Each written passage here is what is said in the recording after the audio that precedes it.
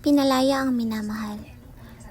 Sa isang malayong kaharian ng silangan, kung saan ang araw ay laging sumisikat ng may gintong sinag, nanirahan si Prinsesa Liwayway. Siya ay kilala sa kanyang kagandahan, kabaitan at pagmamahal sa kanyang mga nasasakupan. Ngunit, sa likod ng kanyang mga ngiti, may isang lihim na kalungkutan. Si Prinsipe Ilog, isang matapang at marangal na mandirigma mula sa kaharian, ang kanyang minamahal.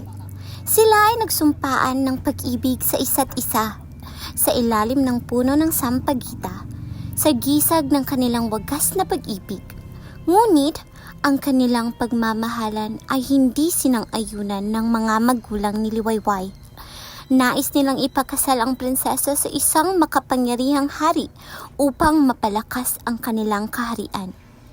Isang madilim na araw, si Prinsipe Ilog ay dinakip at ikinulong sa kuta ng kaharian. Ang paratang, pagtataksil at pagtatangka umanong agawin ang trono, ngunit alam ni Liwayway na ito ay pawang kasinungalingan lamang.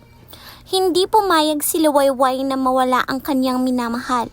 Sa gabing tahimik, bumuo siya ng isang plano. Nagpanggap siyang susunod sa kagustuhan ng kanyang mga magulang at papayag na magpakasal sa hari. Ngunit, sa araw ng kasal, isang malaking sorpresa ang naganap.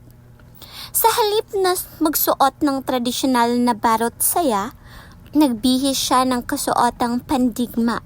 Sa kanyang kamay ay may kampilan, simbolo ng kanyang tapang at determinasyon. Pinangunahan niya ang kanyang mga tapat na kawal at sinalakay ang kuta kung saan nakakulong si Ilog. Naging madugo ang laban, ngunit ang pag-ibig ni Liwayway kay Ilog ang nagbigay sa kanya ng lakas. Isa-isa niyang pinagbagsak ang mga bantay, hanggang sa marating niya ang piitan. Nang makita ni Ilog si Liwayway, hindi siya makapaniwala. "Liwayway, anong ginagawa mo rito?" "Delikado," wika ni Ilog. "Hindi kita pababayaan." "Ilog, pinalaya kita," tugon ni Liwayway. Magkasama nilang hinarap ang natitirang mga kawal. Sa tulong ng mga tapat na tauhan ni Liwayway, nagtagumpay sila. Tumakas sila sa kaharian at nagtungo sa isang lugar kung saan malaya silang magmahalan. Sa huli, ang pag-ibig ni Liwayway at Ilog ay nagwagi. Ipinakita nila na walang anumang hadlang na makapipigil sa dalawang pusong tunay na nagmamahalan. At sa alaala ng kanilang tapang at pagmamahal, itinayo nila ang isang bagong kaharian, kung saan ang pag-ibig at kalayaan ang laging nagahari. Ang mga aral ay ang pag-ibig na wagas. Ang pag-ibig ay nagbibigay ng lakas at tapang upang harapin ang anumang pagsubok. Kalayaan.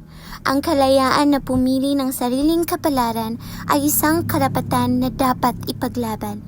Katapatan. Ang katapatan sa minamahal at sa mga paniniwalaan ay susi sa tagumpay. Thank you.